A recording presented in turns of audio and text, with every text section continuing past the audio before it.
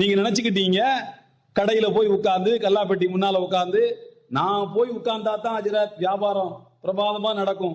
பசங்களை எல்லாம் அனுப்புனா ஒண்ணும் வியாபாரம் சரியில்லை, நான் போய் உட்கார்ந்தாதான் நடக்கும்.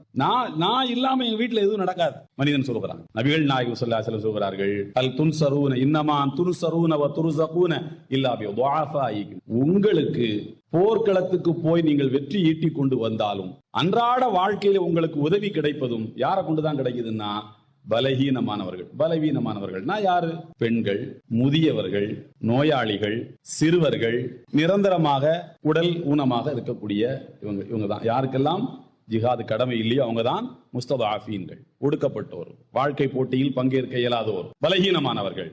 இவர்கள் மூலமாகத்தான் உங்களுக்கு போர்க்களத்தில் வெற்றி கிடைக்குது. என்ன அர்த்தம்னா, உங்களை போர்க்களத்துக்கு அனுப்பி வைத்து விட்டு உங்க வீட்டுல உங்க மனைவி, உங்க அம்மா, உங்க சகோதரி, உங்க மகள், யா அல்லாஹ் என்னுடைய வாப்பா, என்னுடைய கணவர், என்னுடைய சகோதரன் போர்க்களத்துக்கு போயிருக்கிறார், யா அல்லாஹ் அவர் தான் எங்கள் குடும்பத்துக்கு வருமானத்தை ஈட்டி தரக்கூடியவராக இருக்கிறார், அவருக்கு நீ வெற்றியை கொடுப்பாயாக வீட்டுல உட்கார்ந்து துவா செய்யறதுனால உங்களுக்கு அங்க வெற்றி கிடைக்குது. நீ நினைக்கிற நான் எடுத்து இப்படி அடிச்சேன், எதிரி 10 பேர் விழுந்தா வெற்றி நீ நினைக்கிற? இல்லை.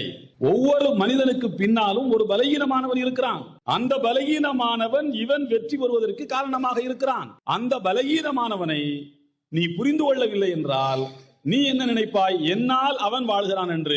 உண்மை அதுவல்ல, அவனால் நீ வாழ்கிறாய், அவனால் உனக்கு உதவிக்கிற, அவனால் உனக்கு வெற்றி கிடைக்கிறது. அப்ப நான் யாரு உலகத்துல? என் வீரம் என்னாச்சு? நான் பயிற்சி பெறுவதற்கு நான் கொட்டி கொடுத்த காசு பணங்கள் என்னாச்சு? என் அறிவை திரட்டி கொள்ள நான் ஒதுக்கிய நேரங்கள் என்ன ஆயிற்று? நான் செய்த பயணங்கள் என்ன? எல்லாம் வீணல்ல. நீ ஒரு கருவி. நீ எப்படி ஒரு கருவியோ அதுபோல் அவன் ஒரு கருவி. அல்லாஹ் தன்னுடைய இலக்கை நிறைவேற்றிக் கொள்ள எல்லோரையும் அவன் கருவியாக பயன்படுத்தி கொள்ளுகிறான். நீ நினைக்கிறாய் என்னாலதான் அது நடந்தது, என்னாலதான் இது நடந்தது என்று நீ நினைத்துக் கொள்கிறாய். இல்லை, அப்படி அல்ல. அல்லாஹ் மனிதனுடைய உணர்வுகளைத்தான் பார்க்கிறான், செயல்களை விட. வலாக்கி யன்துரு இலா குலூபிக்கும். அல்லாஹ் உங்களுடைய உள்ளங்களில் ஓடுகின்ற எண்ணங்களை பார்க்கின்றான். எனவே எல்லா நிலைகளிலும் நமக்கு அல்லாஹ் நிறைய கேரக்டர்களை தந்திருக்கின்றான். அல்லாஹ்வின் அடிமை, பிள்ளைக்கு தகப்பன், தகப்பனுக்கு பிள்ளை, மனைவி கணவர், மாணவர்களுக்கு ஆசிரியர், ஆசிரியர்களுக்கு மாணவர், ஏகப்பட்ட கேரக்டர்கள் தினமும் நமக்குள் இருக்கிறது. எல்லா கேரக்டர்களோடும் நாம் வாழ்கிறோம். ஆனால் இந்த கேரக்டர்கள் எல்லாவற்றிலும் முதன்மையானது அல்லாஹ்வின் அடிமை என்கிற அந்த கேரக்டர் தான்.